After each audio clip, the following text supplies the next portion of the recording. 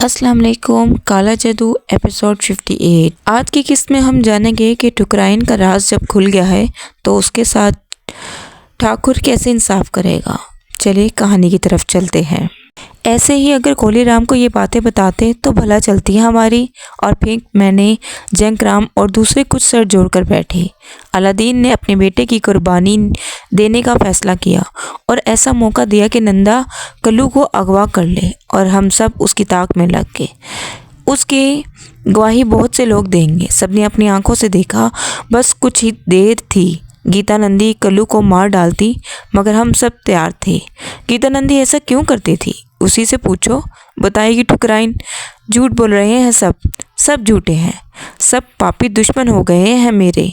एक एक को ठीक कर दूंगी, देखते रहो तुम सब। महाराज अधरना चंदू चले, मैं ना बैठते तो अधरना चंदू, ठाकुर कोलीराम हैरत से बोला।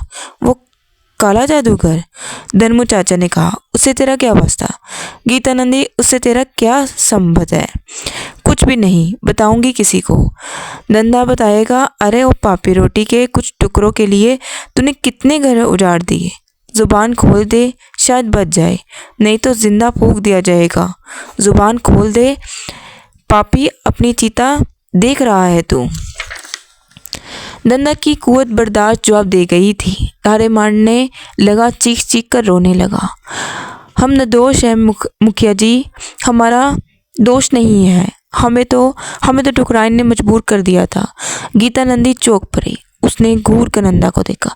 क्या बक रहा है नंदा?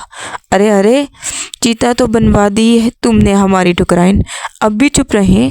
अदरना चंदू, तुझे जिंदा नहीं छोड़ेंगे, भस्म कर देंगे तुझे। वो तो बाद में भस्म करेंगे, अभी जो भस्म हो रहे हैं उसे कौन रोकेगा? अरे बोलने दे गीता नंदी, पंचायत के बीच दखल ना दे। सब झूठे हैं, सब कायर हैं और सब देख रहे हैं। कोलीराम, तुम चुप देख रहे हो? बंदूकें निकालो, खून दो ससुरों को। ठुकराइन गजबनाक लहजे में बोली।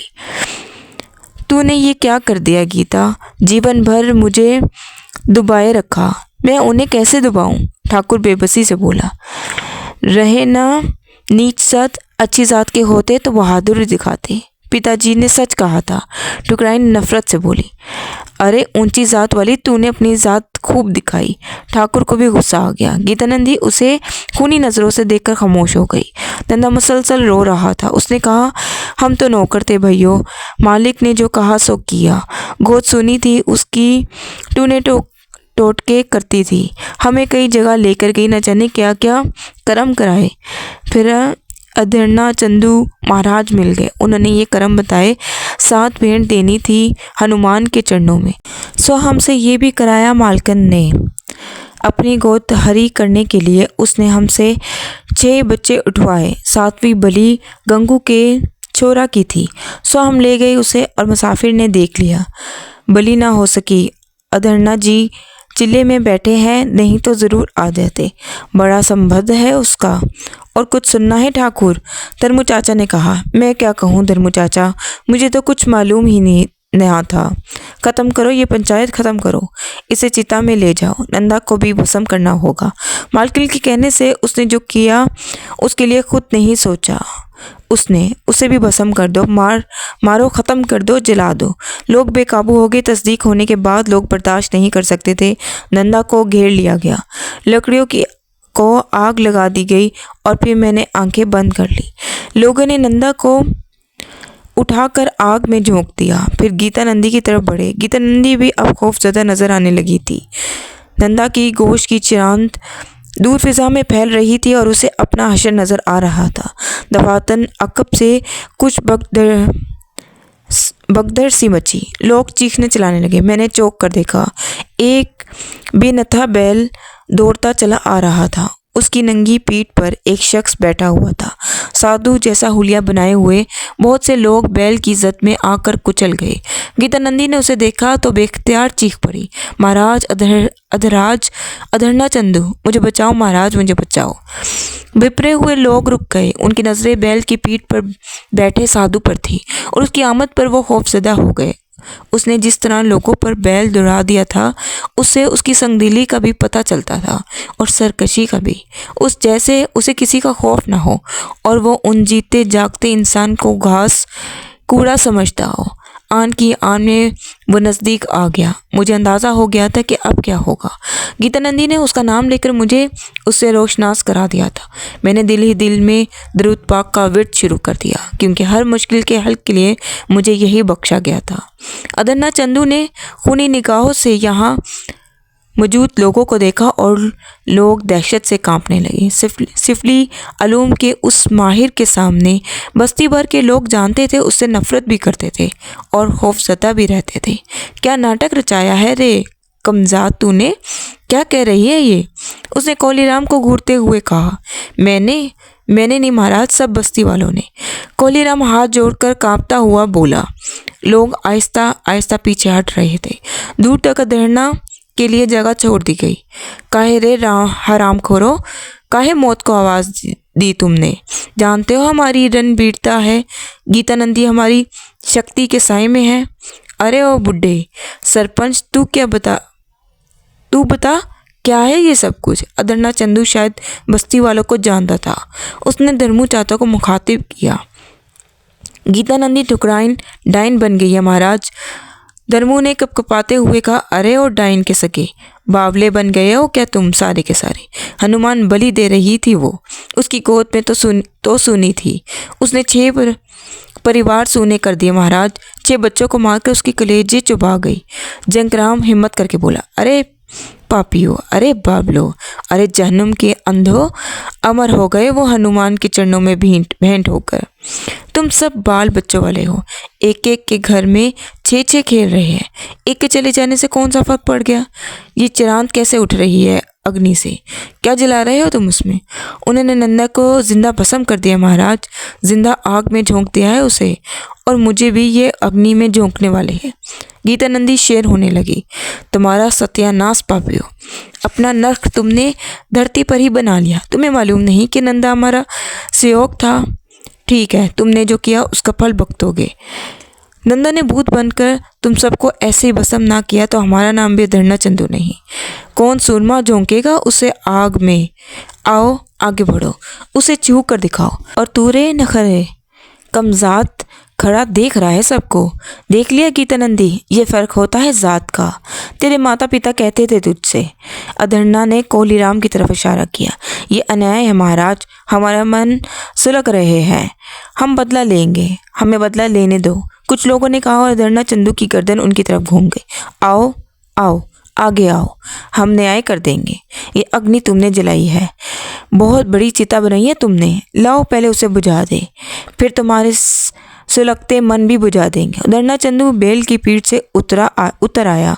उसने तेजी से भड़कते शोलों को देखा, फिर होंठ सुकोर कर उन पर फूंक मारने लगा। तेज सनसनाहट के साथ आग दबने लगी।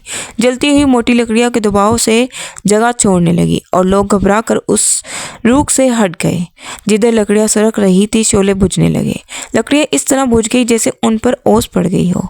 दन्ना की लाश भी नजर आने लगी। कोयला हो गया था जलकर। मेरे लिए अब अमल ज़रूरी था। मैंने एक सरवती हसार अदन्ना चंदू के गिर्द कायम कर दिया। अदन्ना ने आग ठंडी करके अपना काम ख़त्म किया। फिर बोला, अब बोलो किस किस का मन से लग रहा है? लोगों के चेहरे फक थे, मगर भागा कोई नहीं था।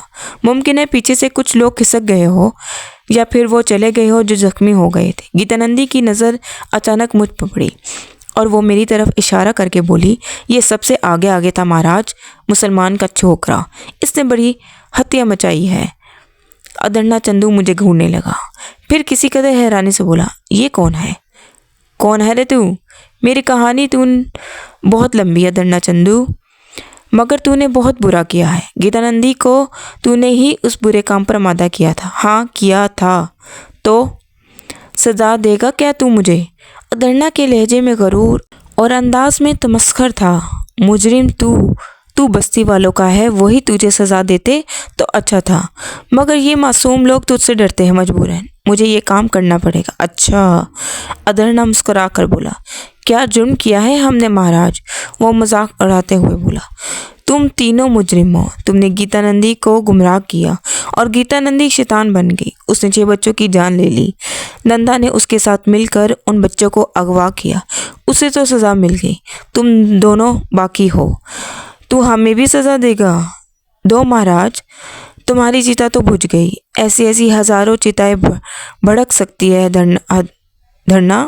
तूने उसे बुझाकर कोई बड़ा काम नहीं किया। जे हनुमान गोरमा चौकिया, ये महाराज अधराज क्या कह रहे हैं? जाओ महाराज, पहले तुम बजरंगबली का लंका की सैर कर लो। उसने मेरी तरफ रुक करके होंठ गोल कर दी। तेज हवा की सनसनाहट सुनाई थी। गालबन वो मुझे फूकों से उड़ा देना चाहता था, लेकिन उसके होंठों से खारिज होने वाली हवा किसी ठोस शय से टकराकर वापस होने लगी। ये ठोस शय मेरा कायम किया हुआ हसार था। मेरा दिल खुशी से उछलने लगा। हिम्मत बंद गई। तेज हवा हसार में घट गई थी और अंदर मुंतशिर हो रही थी, जिसे गीता नंदी और खुद अधरना चंदू के बाल और कपड़े उड़ने लगे। साथ साथ अंदर मौजूद कूड़ा करकट और जली हुई लकड़ियों की राख भी। अधरना हैरान होकर रुक गया। उसने आंखें फाड़ कर मुझे देखा तो मैंने कहा, बजरंगबली की लंका तो मुझे नजर नहीं आई अधरना, मगर अब तेरा ये बैल तुझे सैर कराने ले जा रहा है। मैंने बैल को घूरते हुए कहा। अचानक बैल के तेवर बिगड़ने लगे। उसने अपनी जगह उछलना कूदना शुरू कर दिया और अधरना एक तरफ हट गया। बैल ने खर जमीन पर घसे और फिर गर्दन झुका कर अधरना पर हमलावर हो गया। अधरना बदहवास होकर एक तरफ हट गया। बैल आगे बढ़कर हसार की दीवारों से टकराया और उसका सर फट गया। उसके सर से खून बहा और वह शिद्दत जोश से दीवाना हो गया। फिर उसने अधरना को ताक लिया और पुकारने फनकारे मार मार कर उस पर कलांचे भरने लगा। गीता नंदी दहशत ज़दा होकर भागी, लेकिन वह हसार की कैदी थी। वो भी नादीदा दीवार से टकराई और चीख मारकर गिर पड़ी। उधर बैल ने अधरना को घेर लिया और सींगों पर उठाकर बुरी तरह रगेड़ने लगा। अधरना का दाहिना गाल फट गया, मगर बैल उसका पीछा नहीं छोड़ रहा था। अधरना जैसे ही उठने की कोशिश करता, वो अगले पांव उठाकर पूरी कुव्वत से टक्कर मारता और अधरना कई कई फुट उछल कर गिरता। इधर गीता नंदी मुसलसल कोशिश कर रही थी। बस्ती वाले दम बखुद खड़े ये तमाशा देख रहे थे। अधरना चंदू के हलक से दिलदोज चीखें निकल रही थी। फिर गीता नंदी भी बैल की लपेट में आ गई। कोलीराम के मुंह से आवाज़ निकल गई जैसे उसने जल्दी से दबा लिया। बस्ती वालों का सकूत टूट गया। वो शोर मचाने लगे, खुशी से उछलने लगे, कहके लगाने लगे। शोर की आवाज़ से बैल और बिपड़ गया। उसने टकरे मार मारकर उन दोनों का कीमा बना दिया। वो गोश्त के लोथरे बन गए थे। बैल भी कई बार हसार से टकराया था और बुरी तरह जख्मी हो गया था। फिर वो भी गिर पड़ा और उसने पाँव रगड़ रगड़ कर दम तोड़ दिया। कुछ मिनट गुजर गए तो मैं आगे बढ़ा और उन लाशों के करीब पहुंच गया। बस्ती वाले मेरे करीब आने की हिम्मत नहीं कर रहे थे। फिर उनकी हिम्मत बढ़ गई और दूसरे लम्हे वो मुसाफिर महाराज की जय मुसाफिर महाराज जय करते हुए करीब आ गए। वो मेरे पाँव छू रहे थे, हाथ चूम रहे थे। उन्हें रोकना मेरे बस में नहीं था। मैंने बेबसी से दिल में कहा, महबूद करीम, मैं मजबूर हूँ। कितना ही शोर मचाऊं, ये मेरी नहीं सुनेंगे। जिस तरह मुमकिन हो सकता है इनसे बच रहा था। जंगराम चीख कर बोला, रुक जाओ भाइयों, रुक जाओ। परेशान ना करो मुसाफिर महाराज को, बाद में मिल लेना उनसे, परेशान मत करो। लेकिन कौन मानता? कोलीराम उस भीड़ में नजर नहीं आ रहा था। लोग अधरना से भी नफरत करते थे। चनाचा चिता फिर जला दी गई और उनके जिस्मों के लोथरे घसीट कर आग में फेंक दिए गए। उस अमल के दौरान मुझे उनसे बच निकलने का मौका मिल गया और मैं वहाँ से सराय की तरफ भागा। सराय में आके दम लिया, लेकिन अंदाज़ा था कि अब क्या होगा। खेल ख़त्म हो गया था। गीता नंदी ख़त्म हो गई थी और उसके साथ एक खबीस भी, जो सिफली अलूम का माहिर था। न जाने मज़ीद कितने इंसानों को उसके हाथों नुकसान पहुंचता था, लेकिन जो कुछ उसके बाद हुआ था और होने वाला था वो मेरे लिए भयानक था। अलादीन आ गया, बीवी को पुकारता हुआ अंदर घुसा था। ज़ुबैदा, अरे नेक वक्त कहाँ गई? क्या है? ज़ुबैदा की आवाज़। गज़ब हो गया, वो मुसाफिर शाह साहब तो बड़े पहुँचे हुए हैं। अरे मामूली आदमी नहीं है, वो वली है। सारी बस्ती उनका नाम ले रही है। मुकद्दर फूट गया हमारा। पैसे ना लेते, उनसे यूं ही खिदमत करते तो बेड़ा पार हो जाता। खुश होकर कुछ ऐसी चीज़ें दे देते, हमें किवारे न्यारे हो जाते। मुसाफिर भैया की बात कर रहे हो तो और क्या, क्या हुआ? जुबैदा ने पूछा और अलादीन उसे कोली राम के घर पर पेश आने वाला वाक़यात बताने लगा। ये जगह भी मखदूश हो गई। बाद में जब अकीदतमंद यहाँ पहुँचेंगे तो न जाने कैसी कैसी मुश्किलें पेश आएंगी। खुद अलादीन जुबैदा से जो कुछ कह रहा था उससे मुस्तकबिल का अंदाज़ा लगाया जा सकता था। जुबैदा को मेरे यहाँ आने का इल्म था, चनाचा बस कुछ देर जा रही थी कि वो मुझ तक पहुंच जाते। निकल जाना चाहिए। आज के 3 रुपये जुबैदा को दे चुका था। 1 रुपया पास मौजूद था। उठा और खामोशी से बाहर निकल आया। तेज तेज चलता हुआ बस्ती से बाहर जाने वाले रास्ते पर चल पड़ा। चंद लोगों ने मुझे देखा, लेकिन ये वो थे जिन्हें मेरे बारे में मालूम नहीं था, इसलिए वो मुश्किल ना बने और मैं उनके दरमियान से निकल आया। खेतों वगैरह के दरमियान से गुजर कर आगे बढ़ा ही था कि कुछ फासले पर हनुमान मंदिर की इमारत नजर आई, वीरान और सुनसान। उस इमारत में बहुत भयानक ड्रामे होते रहे थे। रात यहाँ गुजारी जा सकती है। बस्ती के लोग मुझे तलाश करने कम से कम यहाँ नहीं आएंगे। कल दिन की रोशनी में यहाँ से किसी सिमत का ताइन करके निकल जाऊंगा। हालांकि भयानक जगह थी, लेकिन मेरे लिए बेहकीकत थी। अंदर दाखिल हो गया। एक पुरसकून गोशा मुंतखब करके आराम करने लगा। सामने हनुमान का बुत अस्तादा था। उसे देखता रहा। बेजान पत्थर जैसी इंसानी आंखों से तराशता था। एक बेजर सी शय। जहन न जाने क्या क्या सोचता रहा। तारीकियाँ गहरी होती गई। हाथ को हाथ नहीं सजाई दे रहा था। हनुमान के बुत का कलौका भी नहीं नजर आ रहा था। मेरा अंदाज़ा दुरुस्त निकला। अगर मुझे तलाश किया गया था तो किसी ने इधर आने की हिम्मत नहीं की थी। वैसे भी लोग उस जगह से खौफजदा रहते थे। चनाचा सुकून था। रात गुजर रही।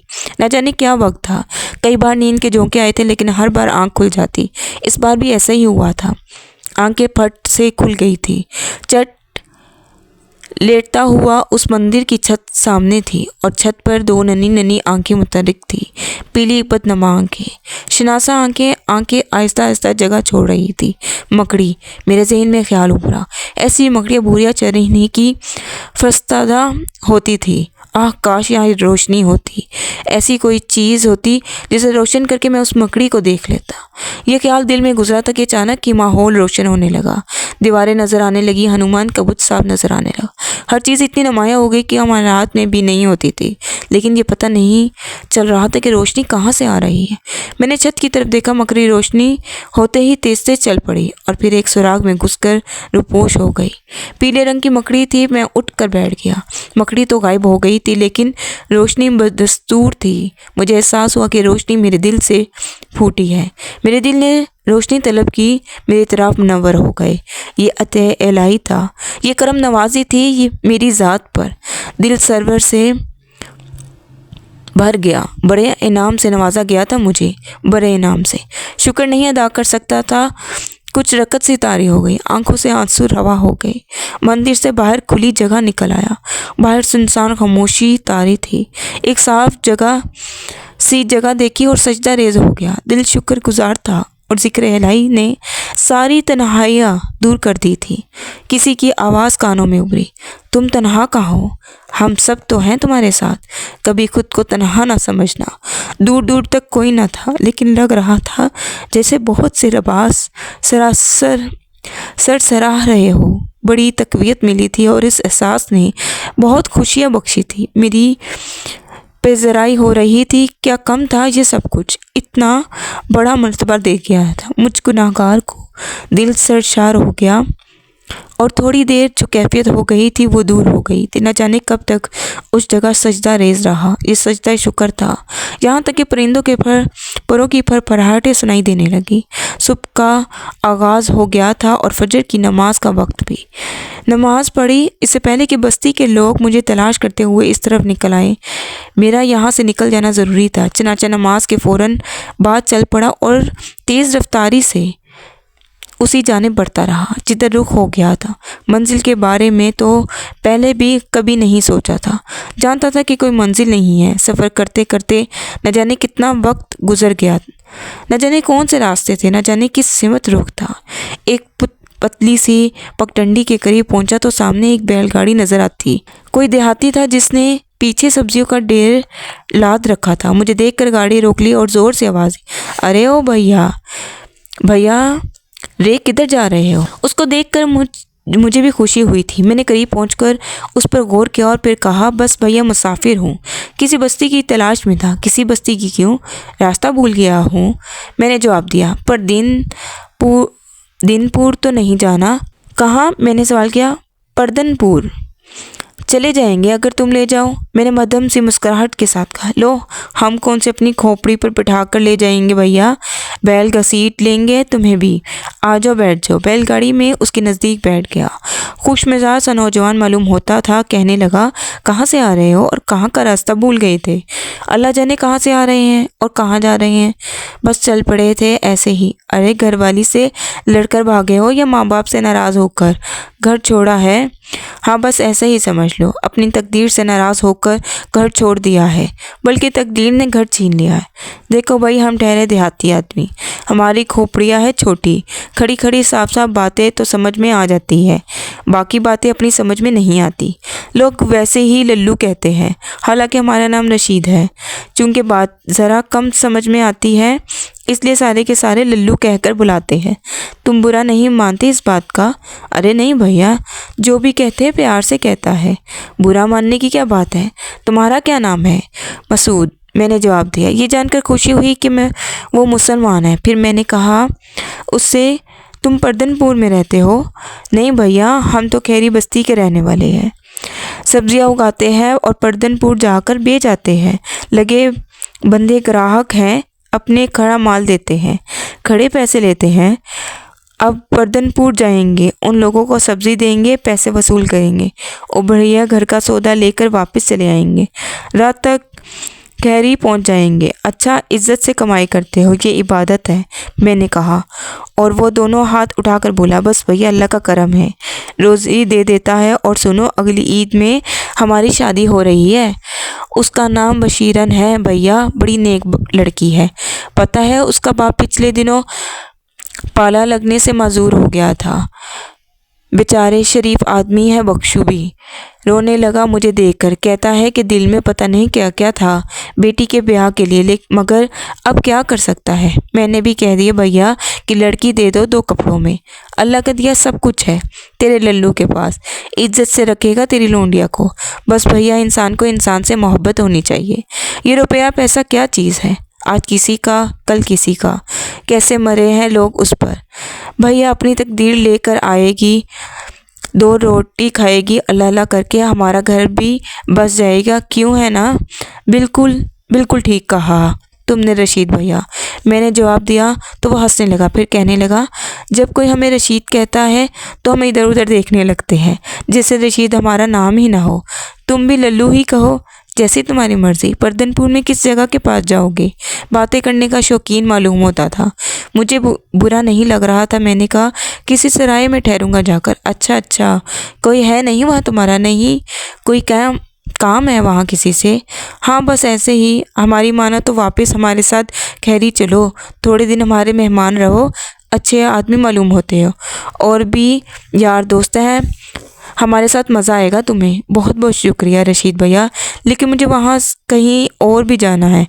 अच्छा, तुम्हारी मर्ज़ी, उसने कहा और उसके बाद खामोश हो गया, जैसे उसके पास बातें करने के लिए कुछ ना रहा हो। लेकिन इतनी देर की खामोशी में उसने गालबन यही सोचा था कि अब आगे क्या बातें करें, और हो सकता है कुछ सोच रहा हो। बहरहाल थोड़ी देर खामोश रहने के बाद वो फिर बोला, अरे हाँ, तुम्हारी शादी हो गई? नहीं, माँ बाप बहन भाई तो होंगे। हाँ, अल्लाह का शुक्र है, मैंने जवाब दिया। कुछ खाया पिया? अरे लो, असल बात तो भूल ही गए। अरे भैया, कुछ खाया पिया तुमने या नहीं? मैंने आहिस्ता से कहा। नहीं नल्लू, सुबह से कुछ नहीं खाया।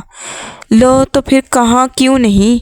अरे वाह भैया, अब ऐसा भी क्या कि आदमी भूखा और मुँह से कुछ ना बोले।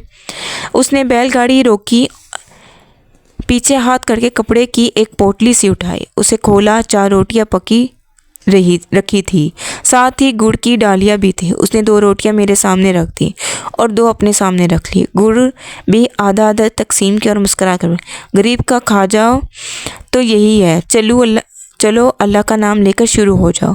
मैंने बिस्मिल्लाह कहा और खाने में मसरूफ़ हो गया। मुसलमान के घर की पकी हुई रोटियां थी, इसलिए कोई तकल्लुफ़ नहीं हुआ था। हम दोनों ने खाना खाया, पानी का भी उसने बंदोबस्त कर रखा था। चनाचा पानी पीने के बाद उसने गाड़ी आगे बढ़ा दी। हरदनपुर अच्छा खासा बड़ा कस्बा था, बल्कि उसे छोटा मोटा शहर ही कहना दुरुस्त था। आबादी में दाखिल होने के बाद मैं उससे रुखसत हो गया। अल्लाह ने यहाँ तक पहुँचाने का ज़रिया पैदा कर दिया था और साथ ही साथ रिज़्क से भी नवाजा था। लेकिन यहाँ उस इलाके में मेरी आमद का कोई अहम मकसद नहीं था। जमालगढ़ी के बारे में तो हुक्म हुआ था कि मुझे ये अंदाज़ा हो गया था कि वहाँ मुझसे किस लिए भेजा गया था। एक मासूम औरत मुसीबत से बच गई थी और दूसरी शैतान सिफ्त औरत जो 6 इंसानों का खून करके 7वीं की ज़िंदगी की गाहक बनी हुई थी, एक शैतान के साथ फना हो गई थी। लिहाजा गहियों के साथ गुन की हैसियत से पिस गया था। जाहिर है शरीके जुर्म भी इतना ही मुजरिम होता है जितना कि असल मुजरिम। नंदा ने से मालकिन की खुशनुदी के लिए उन 6 बच्चों को अगवा किया था और बराबर का उस जुर्म में शरीक रहा था। इस तरह 3 शैतान कैफर करदार को पहुंच गए थे। अधरना चंदू भी अपने सिफली इल्म के ज़रिए नजात किसे किसे नुकसान पहुंचाता था। गंदे अलूम के ये माहिर जो गलाजतों के ज़रिए लोगों को नुकसान पहुंचाते हैं, इस रोए ज़मीन पर बदनुमा दबे हैं। शैतानी जंतर मंतर पढ़कर वो मासूम लोगों को नुकसान पहुंचाते हैं। चनाचा उनकी सरगोबी ज़रूरी थी और इसके लिए ज़रूरी नहीं था कि मैं उन इशारों का इंतज़ार करूँ। एक सिपाही का फ़र्ज़ होता है कि वो किसी भी जगह कानून शिकनी देखे तो अपना फ़र्ज़ पूरा करे। कानून उसे इख्तियार इसलिए देता है, चनाचा निगाह रखना ज़रूरी है। वादी वसी थी, कोई जगह ठिकाना बन सकती थी। शहर गर्दी करने लगा। रेलवे स्टेशन के करीब मस्जिद नज़र आई। ज़ोहर की नमाज वहाँ पढ़ी। मस्जिद के सामने वसी मैदान था जहाँ घने दरख्त बिखरे हुए थे। ठिकाना कोई मुश्किल ही नहीं थी।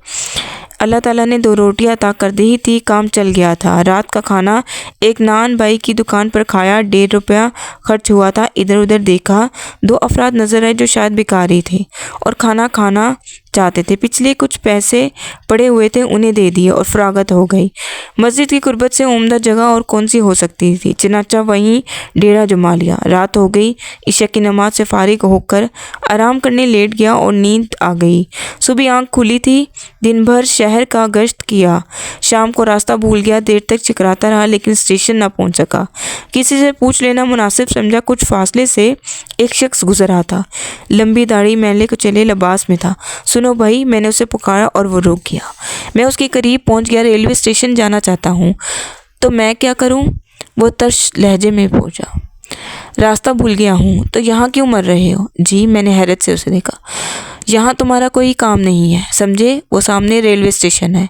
रेल में बैठो और सालम नगर चले जाओ। बाबा शाहजहां का उर्स हो रहा है। मेरी समझ में कुछ नहीं आया और मैं हैरत से उस शख्स को देखने लगा। उसने जेब में हाथ डालकर कुछ निकाला और फिर बंद मुट्ठी मेरी तरफ करते हुए बोला, टिकट के पैसे संभालो। आप कौन है? कोतवाल समझो, जाओ अपना काम करो, ज़्यादा बकबक नहीं करते, लो पैसे लो। उसने ज़बरदस्ती पैसे मेरी जेब में ठूंसे और तेज़ कदमों से आगे बढ़ गया। मैं हैरान नज़रों से उसे जाते हुए देख रहा था। फिर जब मैंने निगाहों से ओझल हो गया तो मैंने उसके अल्फाज पर गौर किया। यहाँ तुम्हारा कोई काम नहीं। उससे ज़्यादा वाज़े अल्फाज और क्या होते? सालम नगर चले जाओ और वो सामने रेलवे स्टेशन। मैंने चौंक कर उससे देखा और शिशदर रह गया। रेलवे स्टेशन सामने नज़र आ रहा था। माहौल ही बदल गया था। मैं दावे से कह सकता था कि वो जगह नहीं थी जहाँ मैं कुछ देर कबल खड़ा था और जहाँ मैंने पहले स्टेशन का पता पूछा था। सोचना बेकार था। आगे कदम बढ़ा दिए। रेलवे स्टेशन पहुँच गया। सालम नगर के बारे में कुछ नहीं मालूम था। बुकिंग विंडो पर पहुंच गया। सालमिन नगर जाना है, मैंने अंदर झांकते हुए कहा, जहाँ चंद लोग बैठे चाय पी रहे थे। खुदा हाफिज, एक ने कहा और दूसरे कह के मारकर हंस पड़े। रेल किस वक्त आएगी? जब अल्लाह की मर्जी होगी। टिकट मिल जाएगा? मैंने हैरत से पूछा। पैसे दोगे तो ज़रूर मिल जाएगा। वो शख्स मुसलसल मजाक कर रहा था। कितने पैसे होंगे? यार जान को ही आ गया तू तो। लतीफ़ा बेच में रह गया। 30 रुपये निकालो। मैंने जेब में हाथ डाला। 30 रुपये उसे दे दिए और उसने 26 रुपये का टिकट मेरे हवाले कर दिया। टिकट पर दर्ज शुदा रकम देखकर मैंने आहिस्ता से कहा, इस पे 26 रुपये लिखे हैं, 4 रुपये टैक्स होता है। उसने कहा और मैंने ठंडी सांस लेकर खिड़की छोड़ दी। थोड़ी ही दूर पहुंचा था कि अचानक अंदर धमाका सुनाई दिया। पता नहीं क्या हुआ था। मैं आगे बढ़कर आया। रेलवे स्टेशन पर बहुत कम लोग नज़र आ रहे थे। मैंने एक सतून के सहारे बैठ गया। अभी लाइन खाली पड़ी हुई थी। किसी से पूछ लूँगा। रेल के बारे में बैठे बैठे कोई 20 मिनट गुजरे होंगे कि एक आदमी तेज़ी से मेरे करीब आ गया। मैंने उसे गौर से देखकर पहचान लिया। ये वही रेलवे बुकिंग क्लर्क था। मेरे करीब बैठ गया। माफ़ी चाहता हूँ, माफ़ कर दी। क्या हो गया भाई? बस मुझे माफ़ कर दे। मैंने आपसे बदतमीज़ी की थी, मुझे सज़ा मिल गई। आपने बद्दुआ दी होगी। खुदा ना करे, इतनी सी बात पर किसी को बद्दुआ कैसे दी जा सकती है? मेरे दिल ने यही कहा। मैंने आपसे मजाक किया और आपसे 4 रुपये ज़्यादा ले लिए। ये देखिए, मेरा हाथ ज़ख्मी हो गया और दूसरी मुसीबत अलग गले पड़ गई। अरे ये क्या हो गया? मैंने उसके हाथ पर कसे हुए रुमाल को देख कर कहा, जो खून से सुर्ख हो रहा था। बस भाई साहब, एक रैक गिर पड़ा जो बिल्कुल ठीक रखा हुआ था। शीशे का कुछ सामान रखा हुआ था उस पर, वो भी टूट गया और शीशा मेरी कलाई पर लगा। अच्छा खासा खून बह गया। मेरे साथ बैठे हुए 3 आदमियों के भी अच्छी खासी चोट लगी है। हम सब के दिल में एक ही ख्याल आया कि वो ये कि हम लोगों ने आपसे बिलावजह मजाक किया और मैंने 4 रुपये ज़्यादा ले लिए।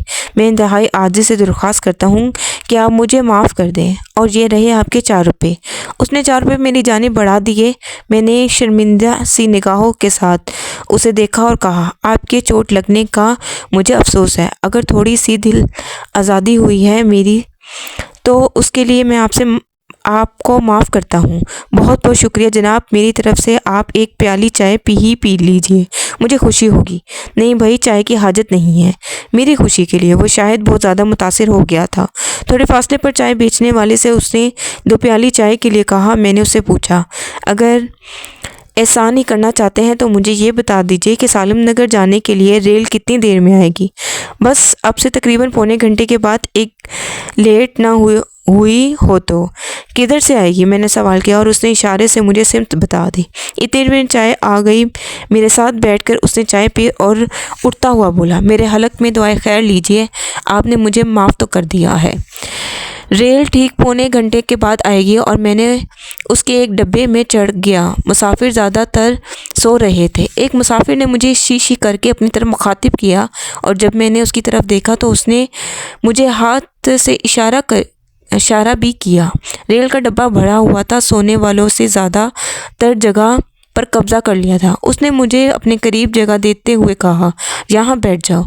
तुमने रेलवे बाबू से ये नहीं पूछा कि सालिम नगर का फासला कितना है और तुम किस वक्त वहाँ पहुँचोगे? मैंने हैरानी से उस शख्स को देखा। सूरत शक्ल मेरे लिए अजनबी थी। सादा सा चेहरा था। मैं शिश्तर खड़ा ही हुआ था कि वो बोला, बैठ जाओ, ये जगह तुम्हारे लिए महफूज रखी गई है। और हाँ सुनो, सुबह फजर की अजान जैसे ही सुनाई दे नीचे उतर जाना। वही सालिम नगर का स्टेशन होगा। मस्जिद स्टेशन पर ही है, साफ नज़र आ जाएगी। अच्छा, खुदा हाफिज़।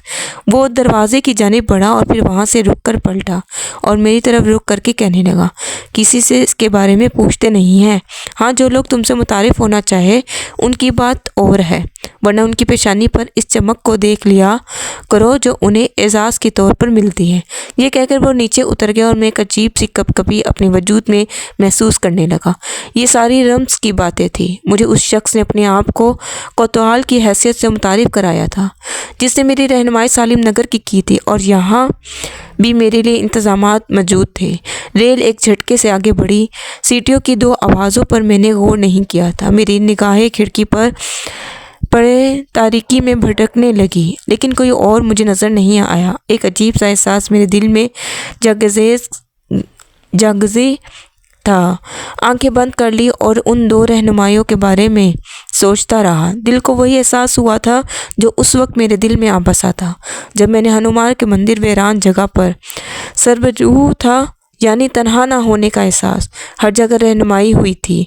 दिल से दुआ निकली कि अल्लाह उन मोहब्बतों को बरकरार रखे। मैं तो लाचार हूँ, सरकशी का तसव्वुर नहीं कर सकता।